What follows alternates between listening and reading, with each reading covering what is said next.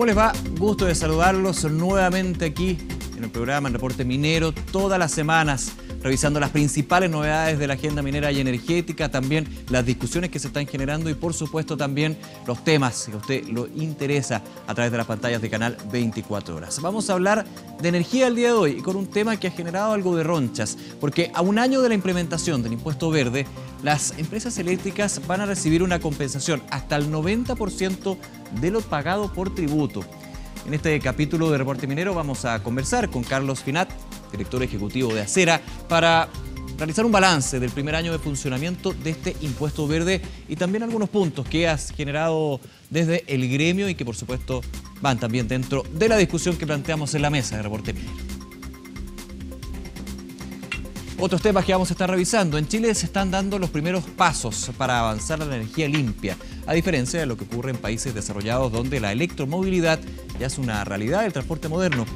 En este capítulo le vamos a contar del impacto de la electromovilidad y cómo debemos adaptarnos a estas nuevas tecnologías.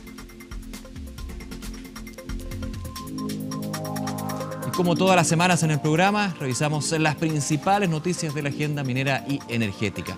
Acompáñenos en este nuevo capítulo de Reporte Minero. El Coordinador Eléctrico Nacional anunció la compensación que van a recibir las eléctricas por concepto de impuesto verde. En algunos casos, el monto asciende hasta el 90% de lo pagado al fisco y deberá ser cancelado por las generadoras, incluyendo las de energía renovable no convencional. Para conocer la opinión de las empresas generadoras, nos acompaña aquí en el programa Carlos Finat, director ejecutivo de Acera. Carlos, muchas gracias por acompañarnos aquí. Gracias por la invitación, Nicolás. Bien, primero, cuéntanos para los que no conocen de qué se trata esta norma y finalmente por qué se llega a esta compensación de hasta un 90%, que ahí vamos a entrar en conversación, es algo que a ustedes todavía no los deja muy conformes. Así es. Mira, el impuesto verde es un mecanismo impositivo que se implementó con la reforma tributaria del año 2015, con la intención, como declaraba el mensaje del Ejecutivo en aquel momento, de ser un instrumento de reducción de las emisiones de gases de efecto invernadero y de contaminantes locales. Es decir, la idea era ponerle un costo a las emisiones y que ese costo lo pagara quien emitía. Esa es la intención declarada. Sin embargo, en la implementación quedó de una forma tal en la cual el día de hoy parte de ese impuesto que tienen que pagar quienes emiten, de las centrales termoeléctricas básicamente, es compensado por el resto del sistema generador y dentro de ese sistema generador parte de ese impuesto, de esa compensación, prácticamente el 30-35% de la compensación lo pagan generadores renovables no convencionales que no emiten un gramo de CO2 ni de contaminación local. Entonces, ese es el problema, que finalmente hay una subvención por parte de aquellos que no están contaminando para aquellos que efectivamente están contaminando. Efectivamente. En la ejecución de la norma. Exactamente. Ya. Entonces, eso evidentemente es una señal que por un lado atenúa la señal económica para no contaminar, ¿te fijas? Porque parte del costo que no lo asume quienes contaminan. Y por otro lado le impone un costo indebido a quienes están participando hoy día de acuerdo a las señales y a la política nacional de energía con generación renovable no convencional limpia y de cero emisiones. Y lo que fue la discusión de este punto del impuesto verde, remontémonos un poquito a la discusión parlamentaria, ustedes también participaron como Acera. ¿Cómo se llegó a esto? Que finalmente las generadoras de energía renovable no convencional que no contaminan terminan de alguna manera compensando la que es la contaminación de otras fuentes que obviamente tienen emisiones distintas. Mira, la discusión, hay que recordar que el tema de la reforma tributaria fue un tema de una tremenda discusión pública, sí, claro, en el cual eran las bases de la reforma tributaria las que se estaban discutiendo. Y por lo tanto, yo creo que se le puso muy poca atención a este punto. De hecho, como línea de recaudación, era uno de los elementos que recaudaba menos dentro de la reforma tributaria. Se estimaba que iba a recaudar cerca de 100 millones de dólares. Finalmente terminó recaudando cerca de 200 millones de dólares. Esa es la cifra que está hoy día. Pero yo creo que hubo poca atención en este tema. Y además que desde el punto de vista nuestro, nosotros pensábamos que el principio de operación a mínimo costo que se establece como un principio de operación en el sistema eléctrico iba a ser suficiente para garantizar que el efecto que estamos indicando no se produjera. Eso requiere una explicación técnica tal vez un poco larga, pero había en la escritura una reacción y la reacción, la verdad que en su ejecución y entendiéndolo cabalmente en los temas legales tiene la interpretación que se le está dando hoy día. A ver, ustedes como Acera han dicho de que esta norma finalmente no privilegia las energías limpias. ¿Por qué? Para entrar en el fondo de esto. Bueno, porque le impone un pago por una condición, ¿verdad?, de emisiones que la generación no tiene. Hay que tomar en cuenta finalmente una cosa. es un costo. Un costo, sin duda. No tiene, y eso encarece, ¿verdad?, la oferta que hace una empresa de este tipo. Pero fíjate que hay otro elemento también importante, es que la recomendación mundial, ¿verdad?, sobre los impuestos es que sean de montos mayores que el que tiene Chile. Chile tiene un impuesto de $5 por tonelada de CO2 y la realidad es que cuando uno ve un informe reciente del Banco Mundial que indica que el promedio de las emisiones probablemente está siendo valorizada sobre $20 por tonelada. Entonces hay una expectativa de alza. Y lo que ocurre por la forma como se implementó el impuesto es que mientras más grande es el impuesto, más porcentaje pagan los que no deben pagar. Entonces, además, en esa perspectiva de futuro, es una señal bastante negativa. Porque lo lógico es que si el impuesto sube, la generación contaminante debiera bajar naturalmente, claro, ¿verdad? Dándole espacio. Es un incentivo para que la generación contaminante baje y aumente la que no contamina. Para hacerlo Sin embargo, esta situación de que al subir el impuesto aumente el aporte de la compensación que hacen las renovables prácticamente cancela esa señal económica que conversamos inicialmente. ¿Qué sostienen ustedes, Carlos? Que no haya una compensación por parte de las empresas que impulsan lo que es las energías renovables no convencionales o que sea el Estado el que finalmente compense esto? No, nosotros creemos que no tiene ningún sentido pensar en un impuesto que se instala para corregir un comportamiento, ¿verdad? Es un impuesto correctivo y que finalmente alguien subvencione el pago de ese impuesto. De frentón, revocar lo que es el impuesto verde. Nosotros creemos que el impuesto verde está bien instalado, es bueno que esté en la ley chilena, pero no puede haber compensaciones por el impuesto verde. Ya, el problema es la compensación, no la norma. No, la norma. Nosotros, el objetivo de la norma, digamos. Yo creo que hay muchos sectores que están muy contentos, digamos, de que esté el impuesto verde, porque puso a Chile en una posición pionera, te fijas, de valorizar las emisiones de CO2. Pero eso tiene que estar de la mano de que el impuesto efectivamente sea soportado por quien emite, si no, no tiene efecto. ¿Qué efecto tiene para las generadoras de energías renovables no convencionales tener que compensar este punto? ¿Cuál es el efecto en las compañías? Hay de distintos tamaños, evidentemente, pero recordemos que durante los últimos 10 años han de a poco ido aumentando su presencia en nuestro país, ya sea desde la geotermia, desde la energía eólica, desde la energía solar. ¿Qué efecto tiene? ¿Hay un desincentivo también para que inversionistas extranjeros de energías renovables no convencionales lleguen a Chile por esto? Mira, como cifra, hoy día la potencia instalada de RNC es aproximadamente el 20-22% de la matriz total instalada en Chile. Y en cuanto a energía, está aportando la generación alrededor de un 16-16,5%. Son 5.000 megawatts, un poco más, instalados al día de hoy, principalmente en los últimos 5-6 años.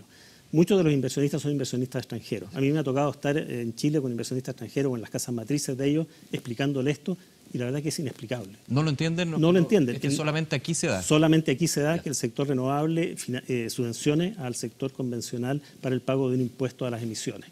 Ese es un tema. Y el otro es la incertidumbre que te digo, porque lo natural que esperamos nosotros es que en el mediano plazo el impuesto verde vaya siendo ajustado, ¿verdad?, a una realidad de mercado y no el precio bajo que tiene hoy día. Eso debería reflejar efectivamente las externalidades negativas de la contaminación mediante gases de efecto invernadero y emisiones locales. Y eso no sabemos cómo va a variar. Entonces, una empresa de generación renovable no convencional que va a tomar un contrato por 20 años, a no ser que le pase a su cliente el impuesto, cosa que es un tema que se da, pero me parece que no es lo correcto, va a tener que provisionar y simplemente hacer una estimación. Y eso agrega riesgo. Por lo tanto, el día que tú vas al banco a solicitar, ¿verdad?, un financiamiento del proyecto, el banco te va a decir, bueno, ¿usted cómo evalúa eso? Claro, para ponerlo en la hoja, digamos, si uno quiere comenzar un proyecto de energía renovable no convencional con una inversión X, habría que hacer un X más 5, y ese 5 sería más bien aprovisionando lo que puede ser el pago de compensación. Provisionando o evaluando, te fijas, el riesgo desde el punto de vista del banco. Perfecto. Y a los bancos sabemos que no les gustan los riesgos y por lo tanto eso te baja la calidad de destino de inversión para de financiamiento para generación renovable no convencional. O sea, no es un tema trivial. Hoy día, para darte cifras, el monto total de impuesto verde que se está pagando son de aproximadamente 110 millones de pesos. Perdón, 110 millones de dólares. De eso, el 16% se le está compensando a las empresas emisoras. Estamos hablando de una cantidad de aproximadamente 20 millones, 11, 15 millones de dólares. Y de eso, un porcentaje que son aproximadamente 10 millones de dólares lo están pagando el sector renovable no convencional. Entonces, no estamos hablando de cantidades pequeñas de dinero. Uno podría decir, no, es que el mercado es muy grande. Pero hay que recordar una cosa, el mercado eléctrico hoy día es extremadamente competitivo.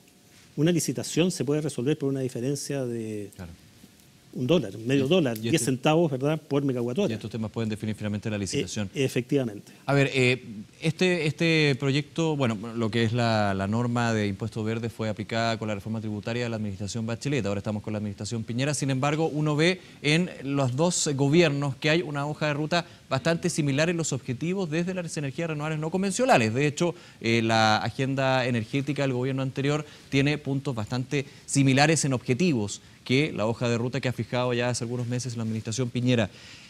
¿Cómo de alguna manera se explica de que hay una contradicción entre incentivar la energía renovable no convencional, pero al mismo tiempo castigarla con compensar a energías que son contaminantes? Bueno, este es un tema heredado, digamos, de la reforma tributaria.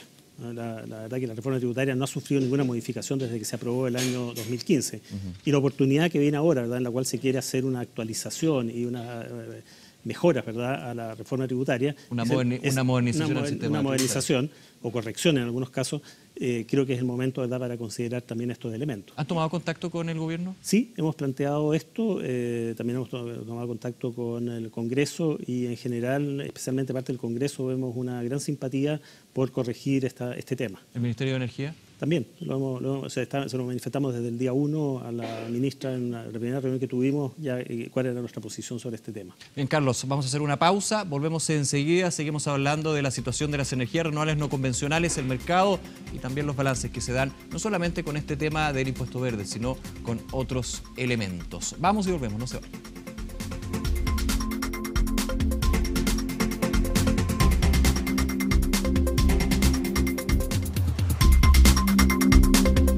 Regresamos al Reporte Minero, estamos conversando con Carlos Finat, director ejecutivo de Acera. Carlos, estábamos hablando de este efecto de compensación que existe por el impuesto verde en la industria, pero vámonos un poquito al contexto. ¿Cómo está la industria de las energías renovables no convencionales? ¿Se ha impulsado a nivel público, a nivel de las políticas de los gobiernos también? Pero ¿en qué situación, cuál es la salud que tiene la industria hoy en día? Bueno, que vemos que goza de una muy buena salud. Como mencionaba anteriormente, hoy día hay sobre 5.000 megawatts instalados. Nosotros creemos que en los próximos años vamos a seguir con una instalación de entre 800 y 1.200 megawatts adicionales por año en una situación de business as usual. Ahora, si hay algún tipo de medidas de incentivo o si se acelera la salida de las centrales a carbón, ¿verdad?, que es un tema que se está discutiendo en este momento, obviamente la industria está en capacidad de responder a esto e ir supliendo el retiro de las centrales más contaminantes. Actualmente, o ya pensando en el mediano o largo plazo, ¿está la capacidad de la industria de las energías, las RNC, poder suplir, por ejemplo, ya el término definitivo de la central de carbón? Sí, absolutamente. Por dos razones, digamos. Una, porque hoy día las tecnologías de energías renovables no convencionales son capaces de entregar prestaciones que antes se pensaba que solamente lo podían hacer las centrales termoeléctricas, a carbón o a gas. Me refiero a generación 24 horas con buenos precios, ¿verdad? Chile, insistimos siempre, tiene condiciones extraordinariamente positivas. Tenemos un subsidio natural en las energías renovables no convencionales y energías como la geotermia o la concentración solar de potencia son tecnologías que son totalmente viables en Chile en la medida que existan las señales económicas adecuadas, pero en un mercado competitivo se pueden desarrollar. Y por lo tanto, no solamente vemos en el mediano plazo esto, sino que también tenemos el convencimiento que en un plazo como el año 2050 Chile podría migrar 100% a una matriz de generación eléctrica mediante energías renovables. Ya con énfasis en energías renovables, que incluye convencionales también, junto con las grandes hidroeléctricas, que ya están construidas en el país y, por cierto, hay que aprovechar en la medida que ellas sean sustentables. Claro, hay que recordar que las hidroeléctricas están también dentro de esta industria, muchas veces por un tema ya bien histórico, lo que sucedió con Hidroaicén, hay una visión pública de que son distintas, pero están dentro de la región. Por supuesto, y yo creo que ya también hay un consenso en cuanto a lo que es posible y no es posible con proyectos hidroeléctricos. Por lo tanto, no vamos a ver megaproyectos, sino que se va a ver el concepto, ¿verdad?, de generación distribuida con centrales tal vez de 100, 200 megawatts, y ojalá que se aproveche ese potencial, porque es un potencial que Chile tiene, de la misma forma como tenemos sol, geotermia, viento, energías marinas, ¿verdad?, en el futuro, biomasa y las demás energías. Teniendo claro el contexto y el futuro también que se da para la industria, y volviendo al tema que estábamos conversando al inicio, ¿es un desincentivo para todo ese futuro que tiene la energía renovable no convencional y también las convencionales, lo que está sucediendo con este impuesto verde? Te lo pregunto porque el tema del tributo verde ya se instaló, es evidente, antes no se hablaba jamás, no se tenía en consideración lo que es el ámbito verde, pero los tributos, los impuestos, por ejemplo, ya lo podemos ver en los automóviles, cuando se habla de restricción permanente a los catalíticos, en la región metropolitana. ¿Tú crees que faltando obviamente la discusión que se va a dar con este proyecto que va a entrar el gobierno, ¿podría haber desincentivos si seguimos en esa línea? Mira, es un desincentivo efectivamente, y me gustaría poner esto en un contexto mayor. El impuesto verde no es un impuesto voluntarista, es un impuesto que responde, ¿verdad?, a asegurar el cumplimiento de los compromisos que tiene Chile ante la comunidad internacional frente a los acuerdos de París y a la contribución que Chile comprometió para su reducción de gases de efecto invernadero. Claro, COP21 en este caso, que son tratados internacionales que hay que cumplir. Así es, y está ratificado por Chile, por lo tanto no nos podemos escapar de eso, y además yo creo que hay una obligación moral de estar en ese tema porque es un tema que abarca y afecta a toda la humanidad. En ese documento, ¿verdad?, que es la NDC, que es el documento que está comprometido, la componente de aporte del sector eléctrico es muy importante, es creo la más importante de hecho que está en la NDC.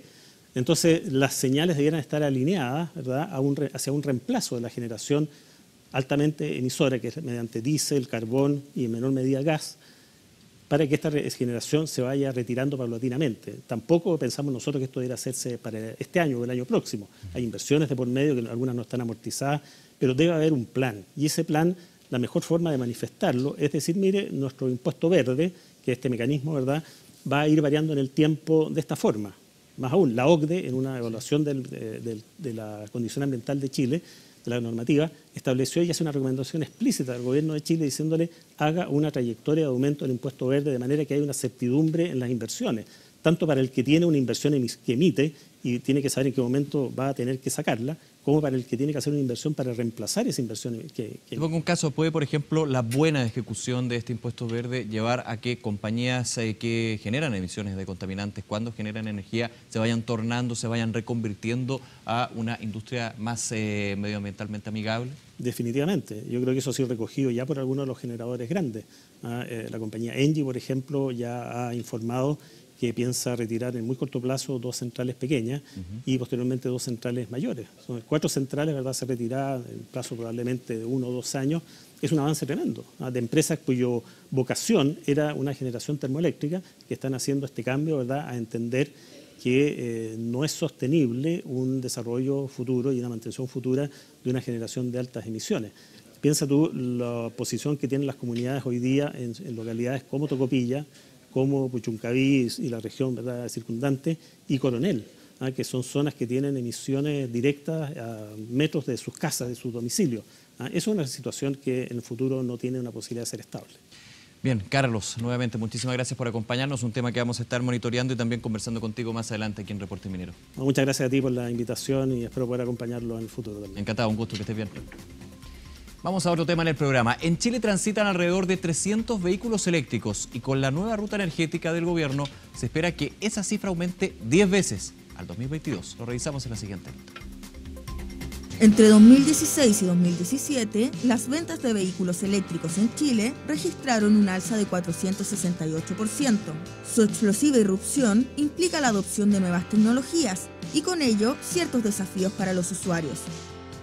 Un motor eléctrico es hasta 98% de eficiencia y el motor a combustión es solo un 5% de eficiencia. Estamos hablando que por lo menos el 50% de lo que tú antes gastabas en combustible hoy día lo gastas en electricidad. Actualmente, la autonomía de la batería de los autos supera los 150 kilómetros. Su recarga dependerá de las necesidades del usuario y el tipo de vehículo.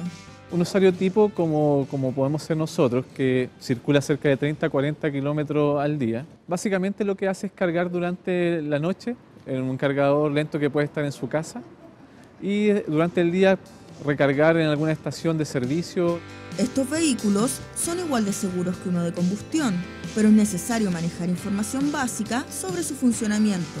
La estrategia de electromovilidad del gobierno desarrollará una normativa que integre reglamentos técnicos para facilitar su desarrollo. Establecer requisitos para seguridad de este tipo de instalaciones de carga, establecer requisitos de seguridad para estos cargadores, entregar información oportuna y de calidad a la ciudadanía para que puedan tomar buenas decisiones.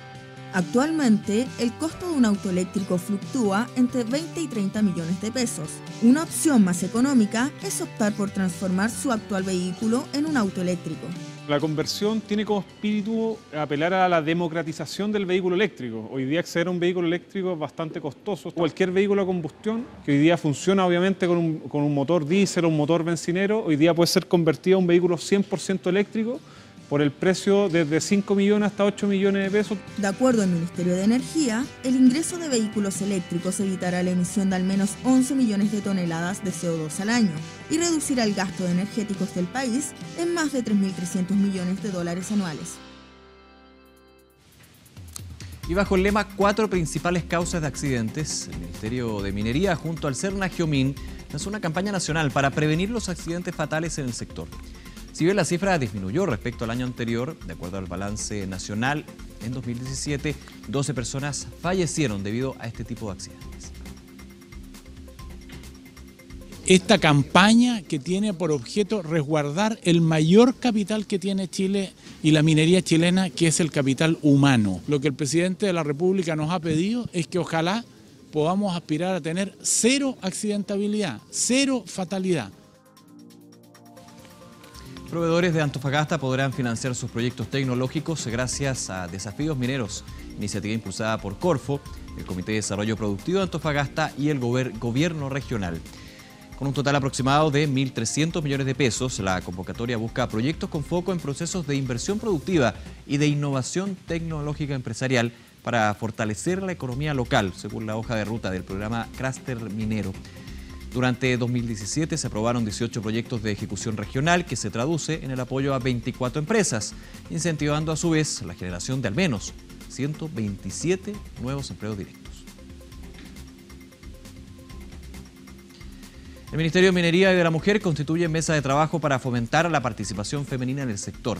Esta instancia, que reúne a las principales empresas, gremios y organizaciones de la industria, va a sesionar el último martes de cada mes y avanzará en 3 puntos durante este año. Primero, desarrollar condiciones laborales adecuadas para hombres y mujeres. Segundo, elevar la participación femenina en la industria. Y tercero, incrementar la presencia femenina en cargos de toma de decisión. Según el Consejo de Competencias Mineras del Consejo Minero, se estima que la participación de la mujer alcanzará un 8,4%, mientras que las empresas proveedoras, dicho índice llega al 6,7%, promediando un 7,9% en el rubro.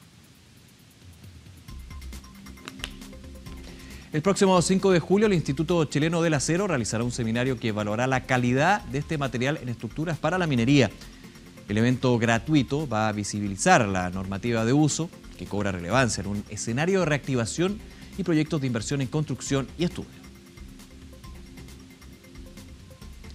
Y se constituyó la Federación de Sindicatos de Antofagasta Minerals, integrada en esta primera etapa por los sindicatos de supervisores de Minera Centinela, Minera Los Pelambres y Minera Saldívar.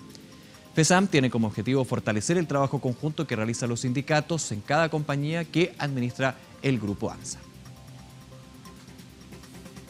Así llegamos al final de Reporte Minero. Como siempre, muchísimas gracias por acompañarnos. Invitados siempre a revisar nuestros contenidos en www.reporteminero.cl, también en 24horas.cl y conversar con nosotros a través de Twitter en @reporteminero. Será hasta la próxima semana. Que estén muy bien. Chao, cuídense.